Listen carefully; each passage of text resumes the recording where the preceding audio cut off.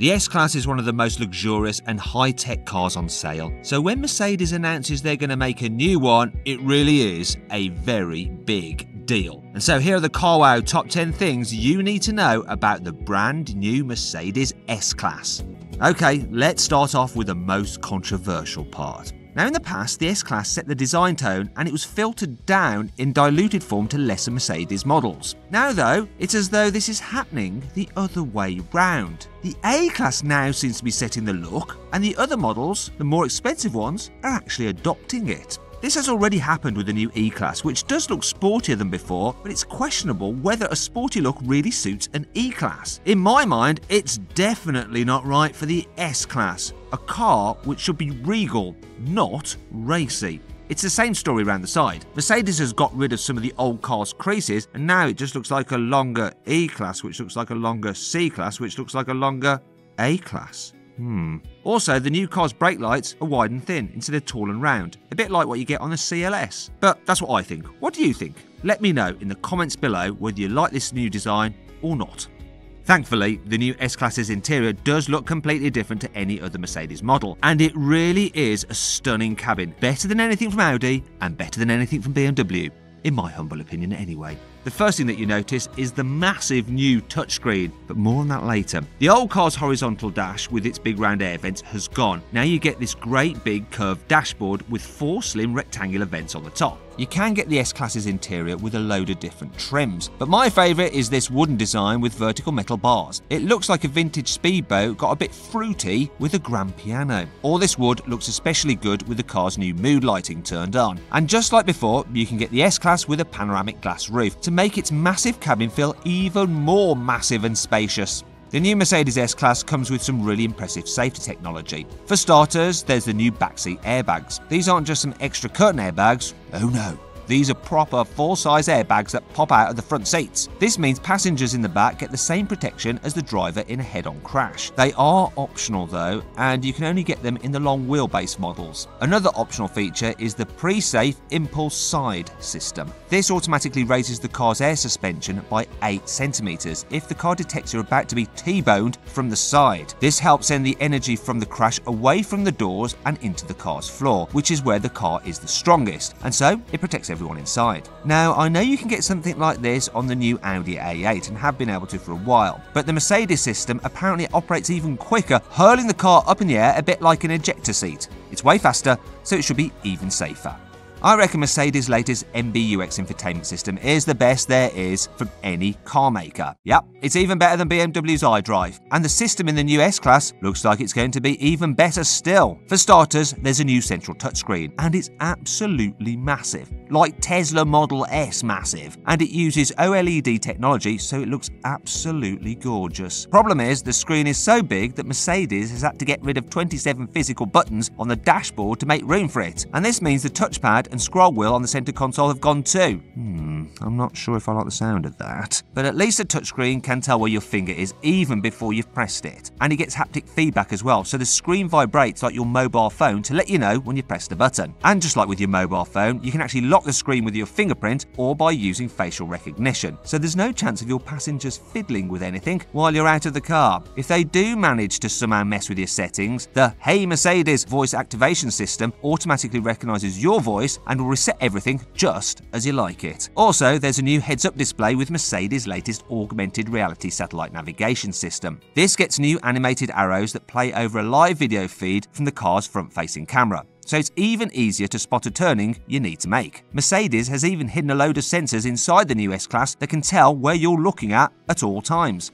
So if you twist your head to look out the back, the car will automatically open the rear sunblind so you can see out. It's almost as though it can read your mind. Mercedes has fitted the new S-Class with some of the most high-tech seats ever made. They come with up to 19 electric motors each. Madness! There are 8 to adjust the seating position, 5 fans to keep your backside cool, and there's an extra motor to open and close the rear-facing 12-inch screens. There are another 4 motors that work with the seat's inflatable air pockets to do 10 different kinds of massage. The seats even have special built-in vibration pads called exciters. Ooh, that sounds rude. Now these actually work like mini subwoofers, so you can actually feel the bass from the Burmester stereo through your back. And it's not just people in the front getting all the toys, you can get the new S-Class with a range of different backseat layouts. There's a regular 3-seat bench, and you can get electric reclining outer seats if you pay a bit extra. Or there's the first class seating, which gives you 2 uber luxurious outer seats and a centre console with the same posh trim as the dashboard. Finally, there's a chauffeur pack which lets you slide and fold the front passenger seat all the way forward for maximum rear legroom.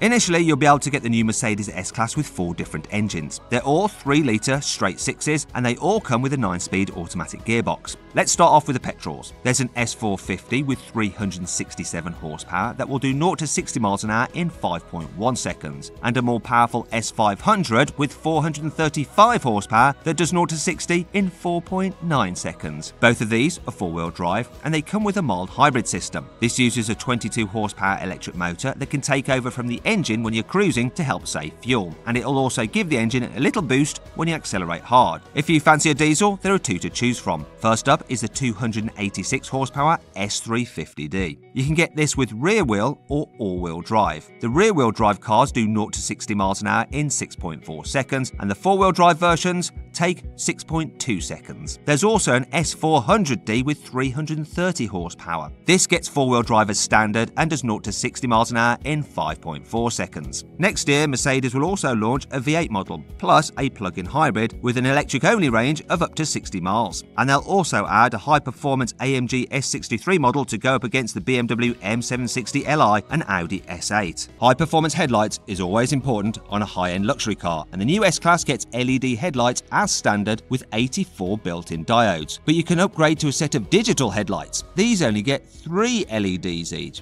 However, they also come with 1.3 million tiny mirrors to project the light exactly where you need it. These mirrors let the new S-Class shine light directly at pedestrians to make sure you spotted them, or it can display warning symbols on the road ahead, a bit like the lights you can get in the new Audi e-tron Sportback. Wait a minute, it used to be that Mercedes pioneered new technology, not Audi. What's going on here? Anyway, the S-Class's system uses data from the satellite navigation to angle the headlights down slightly when you're getting close to the top of a hill, so you don't blind people driving up the other side. The car's interior mood lighting is also pretty high-tech. Now it works as a kind of warning system. For example, if there's a car in your blind spot, the lighting on the door closest to it will flash red to make sure you've seen it.